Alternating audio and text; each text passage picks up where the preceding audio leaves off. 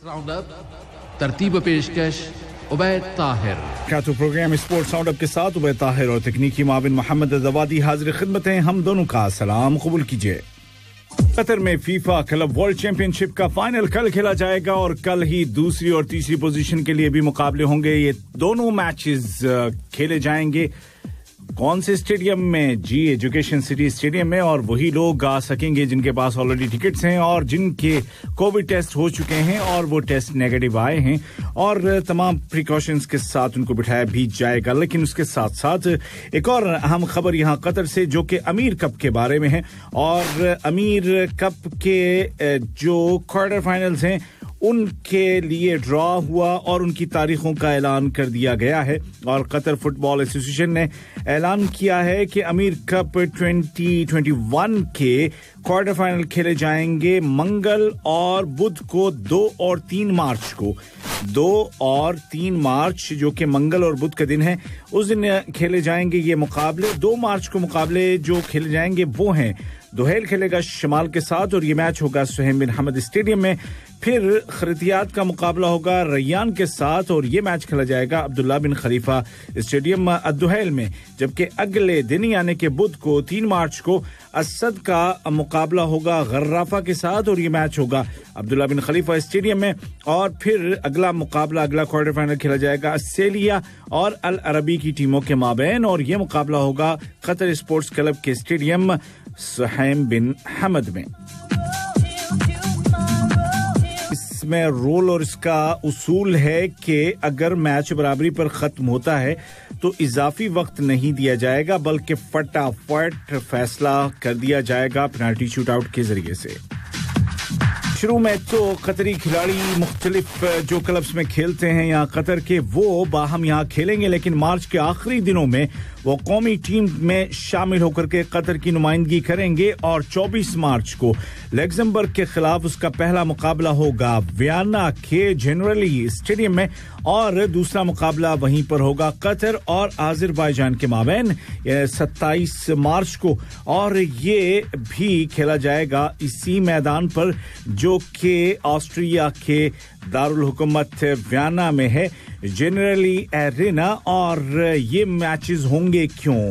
ये मैचेस इसलिए होंगे कि यूरोप में जो क्वालिफाइंग राउंड हो रहे हैं कतर 2022 के लिए, उसमें शिरकत की दावत दी गई है यूरोपियन फुटबॉल एसोसिएशन की जानिब से कतरी टीम को, और उसके बाद कतरी टीम शामिल की गई है ग्रुप ए में यूरोप की टीमों के दरमियान, जहां पर मजीद जो टीमें हैं वो हैं पुर्तगाल, सर्बिया, आयरलैंड, लग्जमबर्ग और Azerbaijan. FIFA club world championship या क्लब वर्ल्ड कप यहाँ कतर में, और कल है उसका आखिरी दिन। बैक टू बैक ये दूसरा मौका है कि कतर इस टूर्नामेंट की मेजबानी कर रहा है, होस्टिंग कर रहा है। 4 से लेके 11 फरवरी तक ये तमाम मैचेस, और कल जुमेरात को एजुकेशन सिटी स्टेडियम में दुनिया भर की नजरें लगी होंगी, जहां तीसरी पोजीशन के लिए होगा पहला मुकाबला और उसके बाद फाइनल पोजीशन के लिए होगा दूसरा मुकाबला। एजुकेशन स्टेडियम में कुल जो शायकीन की तादाद हो सकती है कोरोना अगर ना हो तो वो है 40,000। 40,000 लोग यहां पर आ सकते हैं। लेकिन अब चूंकि कोविड-19 की वजह से बहुत सारे एहतियाती तदाबीर इख्तियार की जा रही हैं, लिहाजा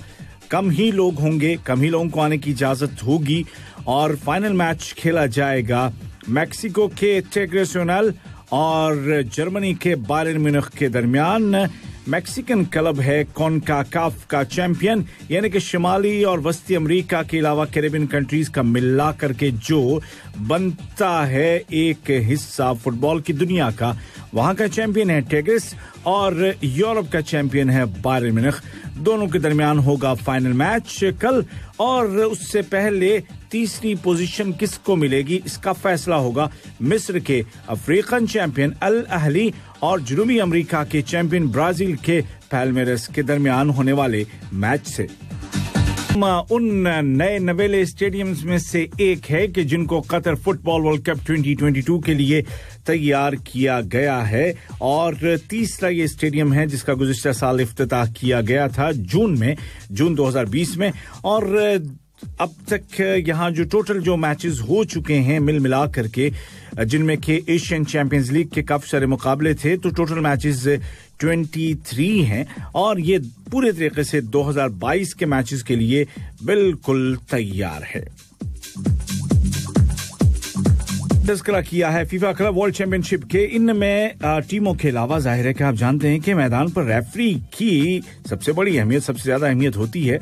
और ये मैं आपको बताता हूं कि कौन सा रेफरी होगा उस मैच में जो कि अल अहली और ब्राजील के पैल्मेरास के दरमियान खेला जाएगा और इससे पता चलेगा कि तीसरी और चौथी पोजीशन किसके हिस्से में आती है और फीफा ने सेनेगल के रेफरी माजिद नदाई को ये जिम्मेदारी दी है कि वो मैदान पर होंगे और उनका साथ देंगे यानी कि जो लाइनमैन होंगे जो उनका साथ देंगे वो हैं गैब्रिएल कैमारा और हाजी सैम्बा जबकि चौथे रेफरी होंगे ग्वाटेमाला से मैरियो एस्कोबार और उसके अलावा आप जानते हैं कि अगर कहीं पर ये शक हो कि ये गोल हुआ कि नहीं हुआ ये ऑफसाइड था कि नहीं था तो जिस तरह से क्रिकेट में डीआरएस का सिस्टम होता है यानी कि रिव्यू लिया जाता है ऐसे ही इसमें एक वार टेक्नोलॉजी है यानी कि वीडियो जो असिस्ट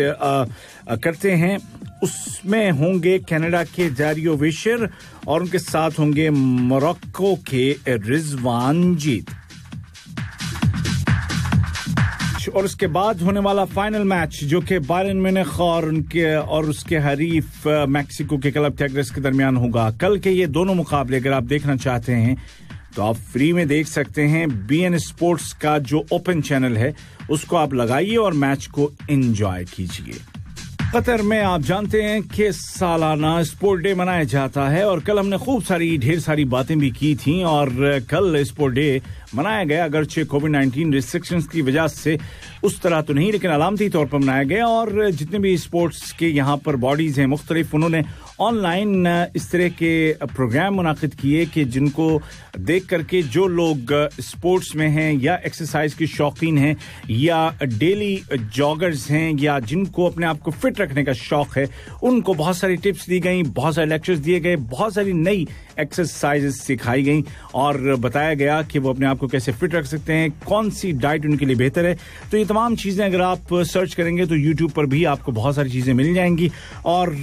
वहां से आप फायदा उठा सकते हैं और कल के इस दिन को तमाम तर एहतियाती तदाबीर के साथ मनाने में जाहिर है कि कतर के अमीर शेख तमीम बिन हमद आल थानी सबसे आगे अपने बच्चों के साथ अलविदा में उन्होंने वॉक किया जॉगिंग की बल्कि और उसके अलावा वजीर आजम शेख खालिद बिन खलीफा बिन अब्दुल अजीज आल थानी और दीगर तमाम जो अहलकारान आला हुक्काम हैं वो तमाम भी कुछ अपने घरों में कुछ बाहर कुछ पार्क्स में चलते फिरते दिखाई दिए और दरअसल ये मैसेज है कि एक दिन की बात नहीं है पूरे साल खुद को फिट रखने के लिए चाको चौबंद रहना है।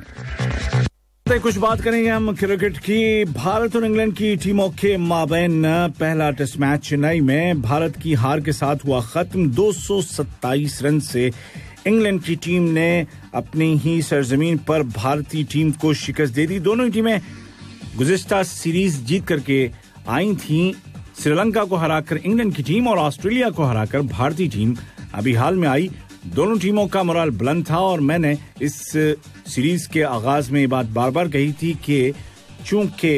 इंग्लैंड की टीम यहाँ सब कॉन्टिनेंट में खेल करके ही आ रही है और जीत करके आ रही है और उसके बैट्समैन अच्छा खेल के आ रहे हैं लिहाजा तगड़ा मुकाबला होगा क्योंकि इंडिया की टीम भी ऑस्ट्रेलिया को हरा कर आई है और अपने मैदानों पर खेलेगी। लेकिन हुआ यूं कि इंग्लैंड की टीम ने इस मैच में चारों खाने चित कर दिया भारतीय टीम को और 227 रन के बड़े फर्क से ये मैच अपने नाम कर लिया और न सिर्फ नाम किया बल्कि कप्तान जॉय रूट जिनको कि अब लगता है कि डबल सेंचुरियां मारने की आदत सी हो गई है और श्रीलंका में भी उन्होंने डबल सेंचुरी की थी और 2021 की दूसरी डबल सेंचुरी उन्होंने भारत के खिलाफ लगाई और प्लेयर ऑफ द मैच का एजाज भी हासिल किया जिसके वो बजा तौर पर मुस्तहिक थे।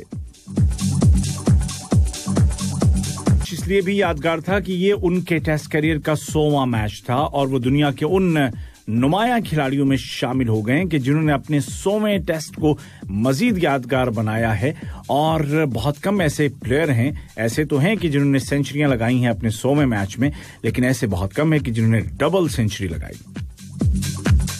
तो और ही कम हैं कि जिन्होंने अपने डेब्यू मैच में डबल सेंचुरी लगा दी, और वो भी मैच की चौथी इनिंग्स में। और ऐसा कर दिखाया है वेस्टइंडीज के एक नए नवेले बल्लेबाज ने बांग्लादेश के खिलाफ, और इसी बल्लेबाज की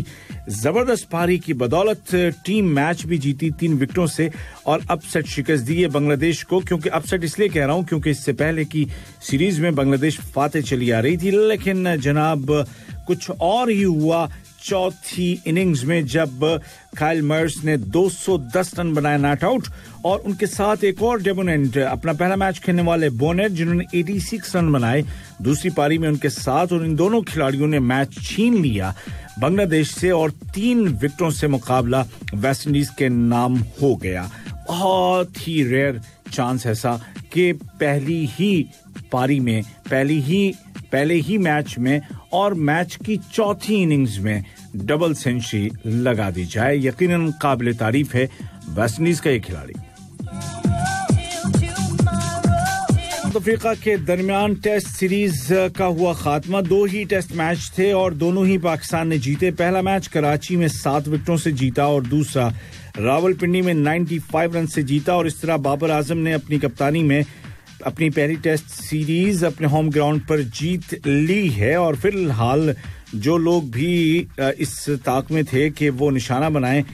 उनकी कप्तानी और कोच की कोचिंग को, उनके मुंह फिलहाल बंद हो गए हैं। और इसमें जो बड़ा किरदार अदा किया है पाकिस्तान की जानिब से वो है फास्ट बॉलर हसन अली। हसन अली ने शानदार बॉलिंग करते हुए दोनों ही पारियों में 5-5 विकेटें ली, टोटल 10 विकेट्स, और प्लेयर ऑफ द मैच बने जिसके वो मुस्तहक भी थे। प्लेयर ऑफ द सीरीज बने मोहम्मद रिजवान जिन्होंने शानदार बल्लेबाजी का थ्रू आउट द सीरीज मुजाहिरा किया है। और यहां रावलपिंडी में उन्होंने दूसरी पारी में पाकिस्तान की दूसरी पारी में 115 रन बनाए, इनके सेंचुरी स्कोर की थी। जबकि अगर बात करें हम उनकी पहली पारी की तो उसमें उसने 18 रन बना सके थे, लेकिन ओवरऑल कराची में भी उन्होंने जबरदस्त बल्लेबाजी की थी और वो बने प्लेयर ऑफ द सीरीज।